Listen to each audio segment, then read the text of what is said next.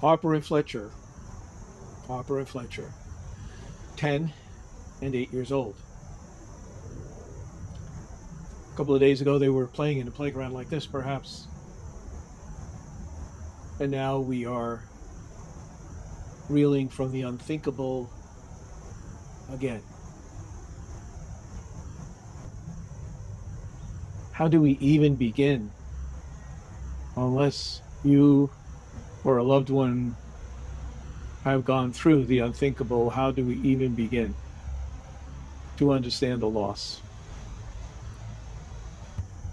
I don't call this a church shooting. It wasn't a church that got shot.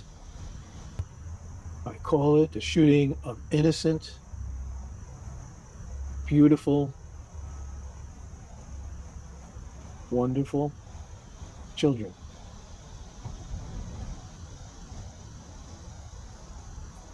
Children loved, who loved.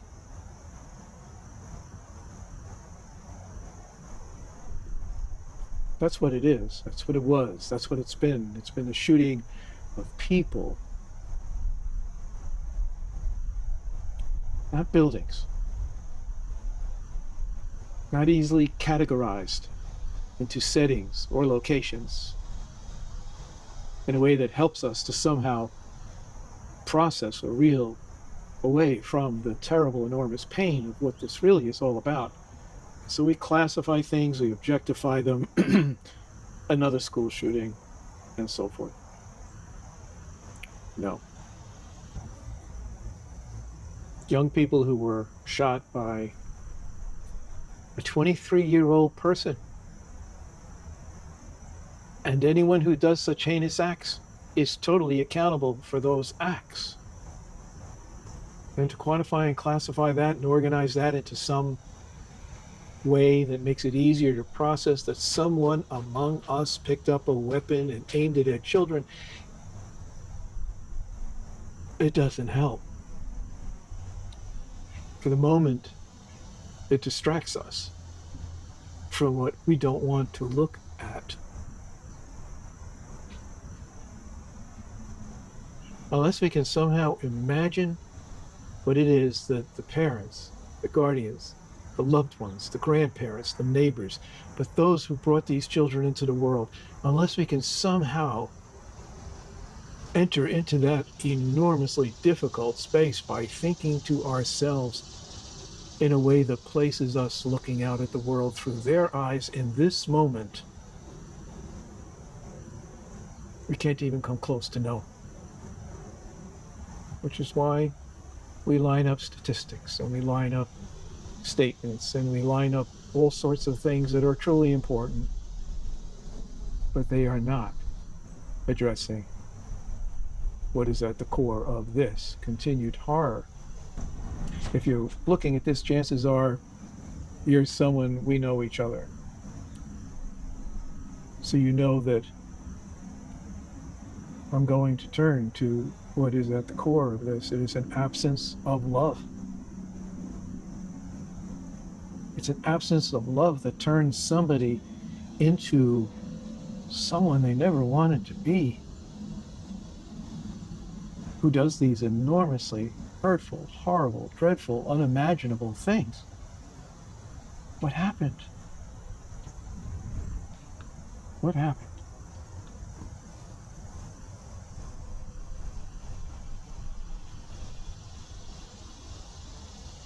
We somehow have to come to a place where we can love one another at least enough not to kill each other.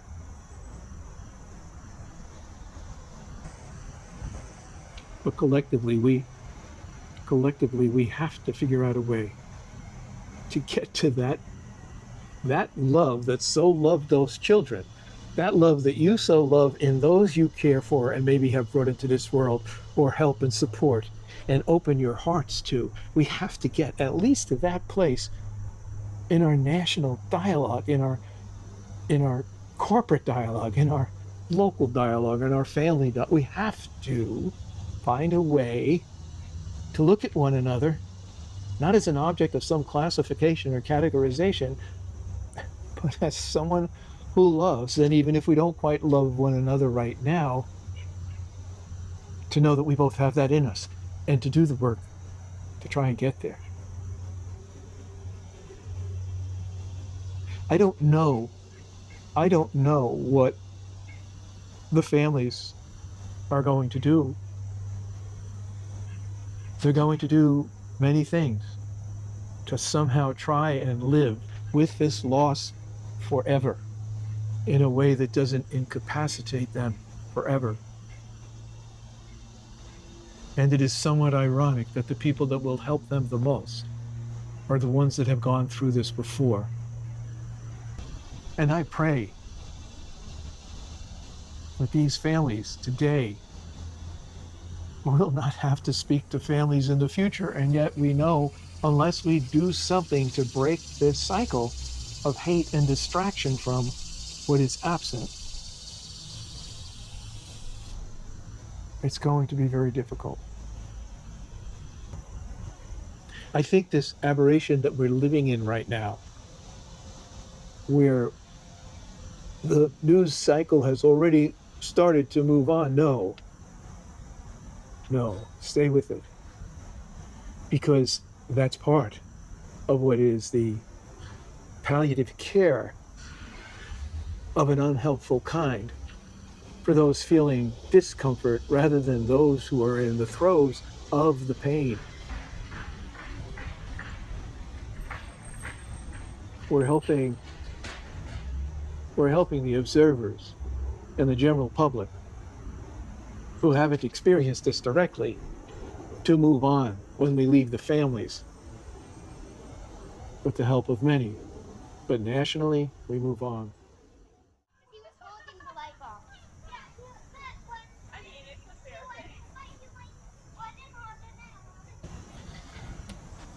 We've all lived through a lot of things. I'm a gay man. I lived through the AIDS crisis in '83. We lived through 9/11. We just came out of the pandemic. We're living through an upheaval in our very social structure. And there's one thing that we haven't figured out how to do, which is making it all enormously more difficult. We haven't figured out how to heal. We haven't healed from the AIDS crisis. We haven't healed from the pandemic. We haven't healed from 9/11. We haven't healed because as a nation, we don't have, please name one. We don't have national voices that speak not to one side or the other. That don't speak not to one side or the other, but to mutual efforts for healing, acknowledging the loss we've gone through, and encouraging one another to extend our hands to each other so that we can help people through. And so what has happened, I think, is that loss, that terrible, enormous grief, has turned into grievances because there's been no healing. So now we're at odds with one another, blaming each other for the grief we feel, when the only thing that's going to help it is to start healing it and start loving one another. Every major religion, every major philosophy, every major act and organization of goodness and kindness always comes down to, call it the golden rule, call it the great commandment, call it whatever you want, love one another as you love yourself. But because we're in such grief, we don't know how to do that. And we need people to stand up and to do that. We need leaders to do that. We need to do that. We are the leaders.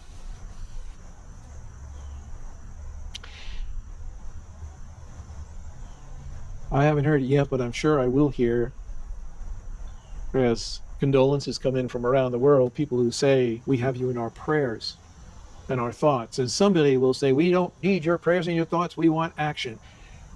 That's categorizing something that should never be put into a category or set aside from who we are from the moment of our creation, no matter how you see it is who we are, how we were created, you don't separate that.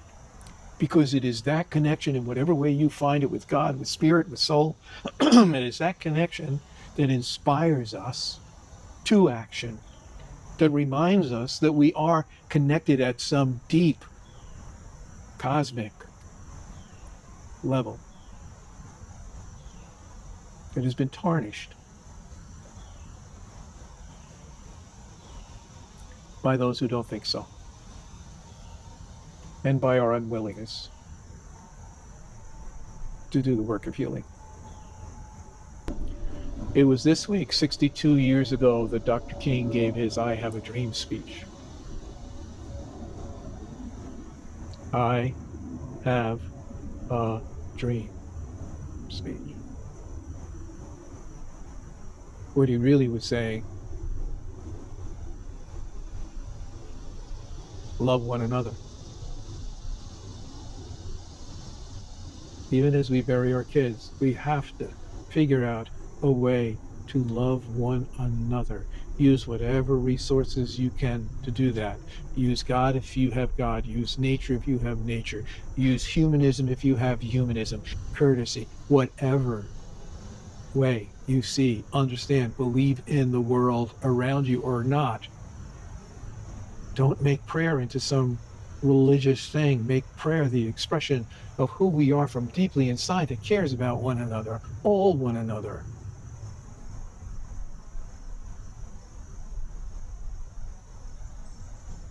So I ask you to not run away from this,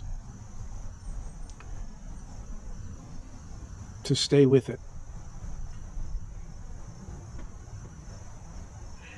And when we call leaders, whoever you want to call as a leader, ask these questions of them. Do you love people? Do you care about people?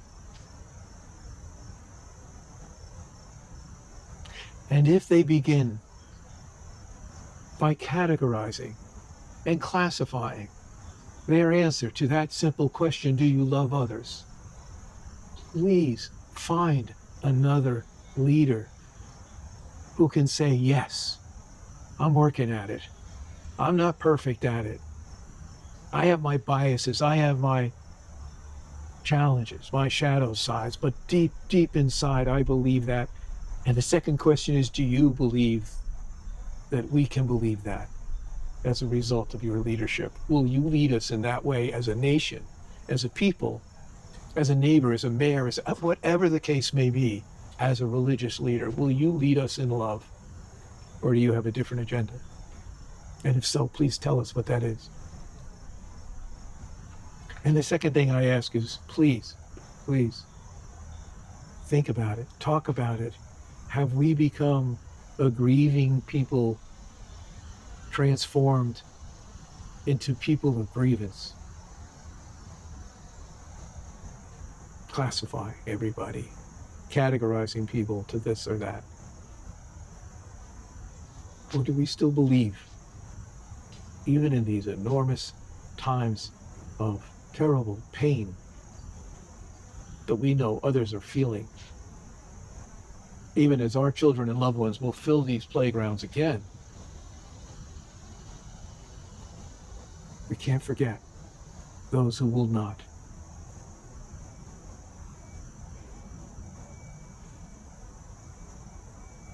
There is a solution.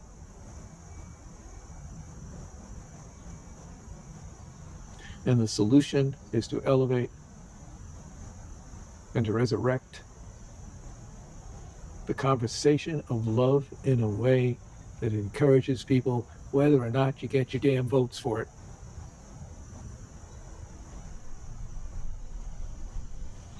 And please pray. And in that moment of reflection, when you set your side apart from whatever it is, to pray, to think of something, to put yourself in a different place where maybe some inspiration, maybe that love you see in your own children's eyes or in a companion that you have, whatever it is, where you find your heart stirred and your compassion brought to life. Hold on to that. Close your eyes and send it to those families today. Send it out to the world today. Talk to one another about it. Find a way to set aside the categories. And here's the truth. The truth is, this is our time to work on this. We will not see an end line to this in our lifetimes, I don't think.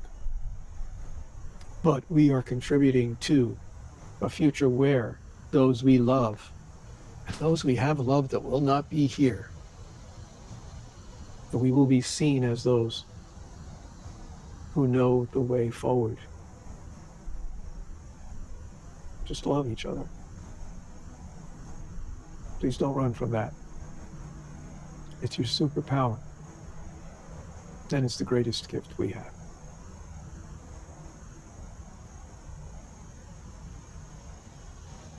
I love you. All of you.